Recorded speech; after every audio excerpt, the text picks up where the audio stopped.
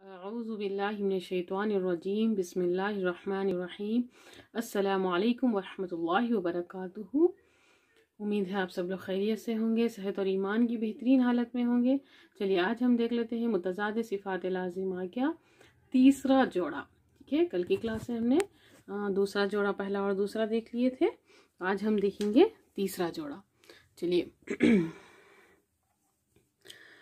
अल इस्तिआला यानी मोटा पढ़ना। ठीक है, यहाँ पर आवाज़ का मोटा पढ़ना, बारीक पढ़ना। पहला था हमारा हवा से मुताल्लिक़ था, दूसरा आवाज़ से मुताल्लिक़ था, तीसरा है आवाज़ को मोटा पढ़ना या बारीक पढ़ना। दूसरा क्या था, आवाज़ का जारी रहना या रुकना। ठीक है, समझ में आ गया होगा अल्हम्दुलिल्लाह आप लोगों को। तो अल इस्तिआला का रूट वर्ड क्या है, आला से निकला। देखिए आला, यहाँ पे आइन और लाम आ गया तो आला से इसका रूट वर्ड है। तो इस्तिआला के माने मोटा पढ़ना, और इसका मतलब क्या है, बुलंदी की तरफ जाना। आवाज़ क्या है, ऊपर की तरफ जाएगी। इसमें जितने भी हुर्फ होंगे उसकी क्या होगी, आवाज़ बुलंद ऊपर की तरफ जाएगी। ठीक है, तो इन हुरूफ को अदा करते वक्त ज़बान की जड़ ऊपर के तालू की तरफ बुलंद होकर उठती है और मिल जाती है, तालू से मिल जाती है, जिससे इन हुरूफ की आवाज़ मोटी हो जाती है। एक्चुअली तो ये क्या है, सिर्फ समझाने वाली चीज़ है, सिर्फ आपको बताने वाली चीज़ है। लेकिन मैं इन राइटिंग इसको इसलिए लिख चुकी हूँ कि ताकि आप लोगों के पास राइटिंग भी आपके साथ रहे। आप जो नोट्स आप लिख रहे हैं वो हमेशा हमेशा आपके पास रहें। ठीक है, जब हम लिखेंगे तब उसको बहुत अच्छे से हमारे पास याद हो जाएगा। वैसे तो इसको ऐसे ही बयान करने की चीज़ थी, समझाने वाली चीज़ थी, ये सारी चीज़ें सिर्फ और सिर्फ समझने वाली है। ठीक है, लेकिन इसको लिख कर रखिए, अपने पास राइटिंग रखिए, इन राइटिंग रखिए, ताकि आपको जब भी ज़रूरत पड़ी, जब भी कोई कन्फ्यूजन हो तो आप बुक खोल कर देख सकें। ठीक है, चलें, इसका मतलब क्या हो गया कि देखिए हमारी ज़बान क्या होगी, बुलंद होगी। जो पिछला जो जड़ वाला हिस्सा होगा ज़बान का, ये ऊपर की तरफ जाएगा, ऊपर के तालू को लगेगा। ठीक है, जो तालू या फिर कहते हैं हम मुंह का गार या केव, है ना, सब अलग अलग तरीके से बताते हैं। तो ये देखिए, ये ऊपर का जो तालू वाला हिस्सा होता है वहाँ पर लगेगी ये। तो इस तरह से मोटा अदा हो जाएगा, हमारे हुर्फ क्या होंगे, मोटे अदा होंगे। ठीक है, और ये हुर्फ क्या है, साकिना और मुतहर्रिका दोनों हालतों में मोटे पढ़े जाते हैं। कौन से हुर्फ हैं ये हुर्फ देखिए 7 होते हैं, जो खा, सौद, गौद, गैन, तो, काफ और ग़ा। ठीक है, इन हुरूफ को क्या कहते हैं हम, हुरूफ मुस्तालिया भी कहते हैं। ठीक है, और इनको अगर याद करने का तरीका कौन सा है, अब आप कुरान पढ़ रहे हैं, आपको याद नहीं है कि कौन सी आवाज़ है, इसको बुलंद आवाज़ की तरफ जाना है, क्योंकि हमें सिफात जब हम पढ़ते हैं तो उसको याद रखना भी तो ज़रूरी है ना। तो अब हम जब कुरान पढ़ते हैं हमें याद नहीं रहता, तो हम कन्फ्यूजन होते हैं। तो इसीलिए ये मजमुआ बनाया गया, इन अल्फाज का मजमुआ बनाया गया कि खुस्सा ज़ावी ज़ातिन। ठीक है, ज़ातिन खिज़ खिज़।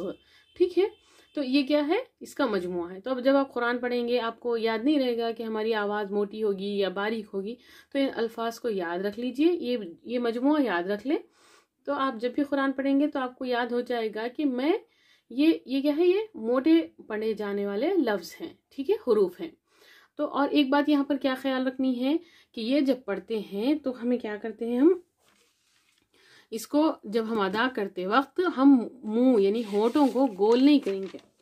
ठीक है, ये बहुत बड़ा ख़ास ख्याल यहाँ पर रखना है कि होंठ गोल नहीं करेंगे। किसी किसी के होंठ गोल होते हैं, जैसे त्वा त्वा करते हैं, ज़ुआ ज़ुआ नहीं। ठीक है, स्वाद ज़ुआद, इस तरह से होंठ गोल नहीं होंगे और ना ही ऊपर की तरफ जाएंगे।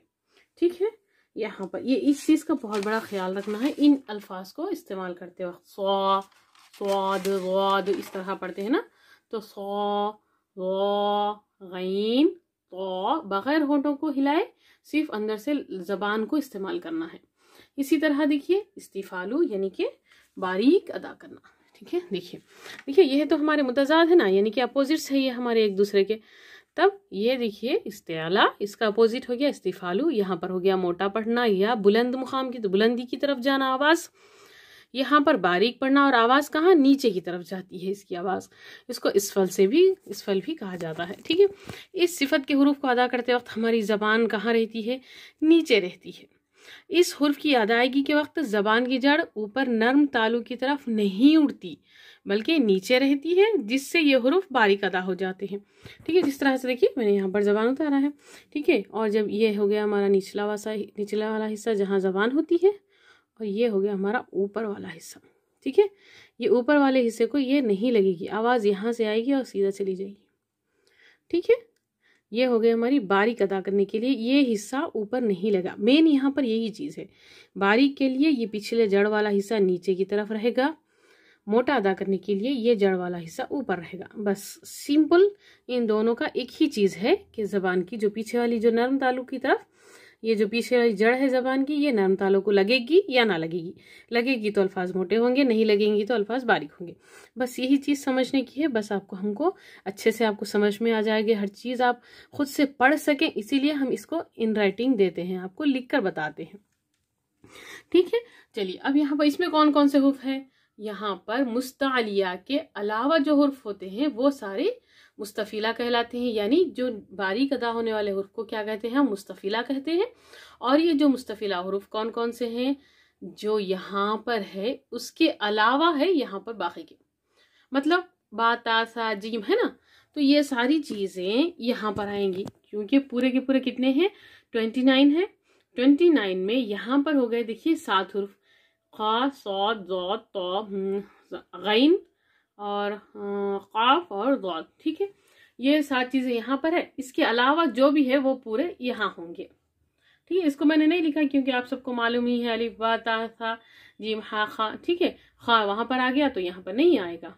ठीक है, उसी तरह दाल जाल रा वा। ठीक है, ये सारी चीजें इसमें आएंगी, ये बाकी के नहीं आएंगी। चले अब हम नेक्स्ट जोड़ा देख लेते हैं, ये तीसरा था, अब चौथा और पांचवा भी देख लेंगे इंशाल्लाह। चलिए आइए अब हम देख लेते हैं चौथा जोड़ा। ठीक है, इतबाक़ो और इन्फिताह। इतबाक़ के माने क्या है, मजीद मोटा करना, हमने सिर्फ मोटा पढ़ा था। इस्तिअला क्या था, सिर्फ मोटा करना। ठीक है, अब यहाँ पर इतबाक़ो है, यानी ये मजीद मोटा पढ़ना। इतबाक़ो और इस्तिअला में फ़र्क देखेंगे आप। इस्तिअला में देखिए हम यहाँ पर आपको ड्रॉ करके बताएंगे। देखिए, ठीक है, इस्तिअला, ये देखिए इस्तिअला मैंने अभी भी बताया था ना आपको कि ज़बान क्या होगी, इस तरह पीछे की तरफ जाएगी। ये पीछे वाला हिस्सा ये लगेगा, ये नहीं लगेगा। ठीक है, देखिए इतबाक़ों में पूरी की पूरा मुंह भर जाएगा, पूरा का पूरा मुंह भर जाएगा और ज़बान इस तरह से मोटी पूरा का पूरा तालु को ढांप लेगी। इन दोनों में बस यही फ़र्क है। ठीक है, इतबाक़ो मज़ीद मोटा पढ़ना, इस्तिअला यानी सिर्फ मोटा पढ़ना। और हर्फ को अदा करते हो ज़बान का बीच वाला, ये जो ना बीच यानी दरमियाना हिस्सा जो होता है ना, वो तालु को ढांप लेता है ऊपर की तरफ। जैसे देखिए सौद वाद तो ज़ो। ठीक है, तो के लिए देखिए हमारी ज़बान का ये जो रासुल लिसान है, ये वो के लिए देखिए यहीं से मोटा हो जाएगा। इसी तरह तो के लिए यहाँ से यही पूरा मोटा, तो ये भी इतबाक़ों में आएगा। ठीक है, ठीक है। अब इन हुरूफ को क्या करते हैं, मुतबिक़ा कहते हैं। इन हुरूफ को देखिए ज़ेर, अगर इन हुरूफ पर यानी कि जैसे यहाँ पर क़ाद है, ज़ाद है, यहाँ पर अगर ज़बर और पेश हो तो इनको क्या है, मोटा पढ़ेंगे। अगर ज़ेर हो तो इसकी मोटा जो अदायगी हम जो कर रहे हैं उसमें कुछ थोड़ी सी कमी आ जाएगी, क्योंकि वो ज़ेर होगी तो उसकी आवाज़ नीचे की तरफ जाएगी, तो उसकी जो मोटाई होगी उसमें थोड़ी सी कमी आ जाएगी। ठीक है, अब इन्फिता देखिए इसका अपोजिट है, हम मुतज़ाद देख रहे हैं। तो खुली आवाज़ में पढ़ना, यहाँ पर मज़ीद मोटा पढ़ना, यानी कि मोटा जब हम पढ़ेंगे तो आवाज़ क्या होगी, बंद बंद होके एकदम मोटी पुर होके पड़ेगी ना। फिर खुली आवाज़ यानी कि बारीक अदा करने से खुली हो जाएगी। इन हुरूफ को अदा करते वक्त ज़बान का जो दरमियाना हिस्सा है वो तालु से जुदा रहता है, यानी कि अलग रहता है, उसको जुड़ता नहीं है। जैसे इतबाक़ों में मोटा ऊपर की तरफ चला गया था उस तरह नहीं रहेगा। अब इस सिफत में क्या होगा, हुरूफ आते हैं तो क्या होता है, तालु को नहीं ढांपते, जिससे मुंह के अंदर की जगह खुल जाती है, इसीलिए इन्फिताह यानी कि खुला हुआ। अब इन हुरूफ का जो नाम है वो कहते हैं मुनफिताह, इन्फिताह से मुनफिताह। ठीक है, अब जितने हुरूफ यहाँ हैं सौद, ये 4 हुरूफ, इसके अलावा जितने भी हमारे हुरूफ तहजीब में बसते हैं वो पूरे के पूरे यहाँ आ जाएंगे। ठीक है, अब हम नेक्स्ट 5वां जोड़ा भी देख लेते हैं। चलिए आइए 5वां जोड़ा हम देख लेते हैं, इज़लाक़ और इस्मात। ठीक है, 2 जोड़े, लास्ट का हमारा क्या है, इज़लाक़ और इस्मात।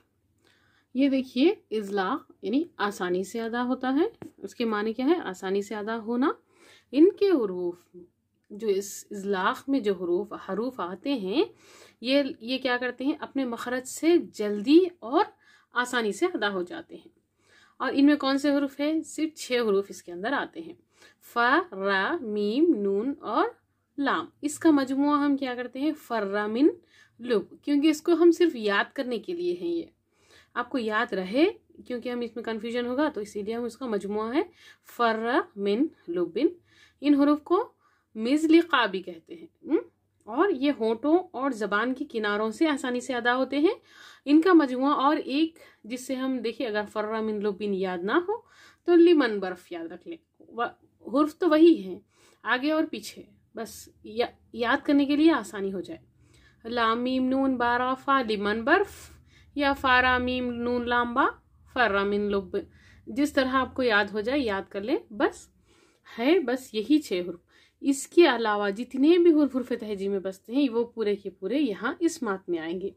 ये इज़लाक़ के उलट होते हैं, यानी कि यहाँ पर आसानी से अदा होते हैं, तो इस्मात मजबूती से अदा होता है। और इसमें जो हुरूफ आते हैं वो अपने मखरज से जमाऊ और मजबूती से अदा होते हैं। और यहाँ पर बाकी बचे, देखिए यहाँ पर 6 हो गए, तो बाकी बचे 23 हुर्फ, ये इसमें आ जाते हैं। इन हुरूफों को क्या कहते हैं, मुस्मिता भी कहते हैं। ठीक है, अल्हम्दुलिल्लाह हमारा सिफात का लेसन मुकम्मल हुआ। अब इंशाल्लाह हम मखारिज, नेक्स्ट लेसन में हम इंशाल्लाह मखारिज पढ़ेंगे। ठीक है, अल्लाह ताला आप लोगों को समझने में आसानियाँ फरमाए, आपके वक्त में बरकत अता फरमाए। ठीक है, हमें भी दुआओं में याद रखिए, सीखने और सिखाने में आसानी पैदा करे। जज़ाकुमुल्लाहु खैरन कसीरा।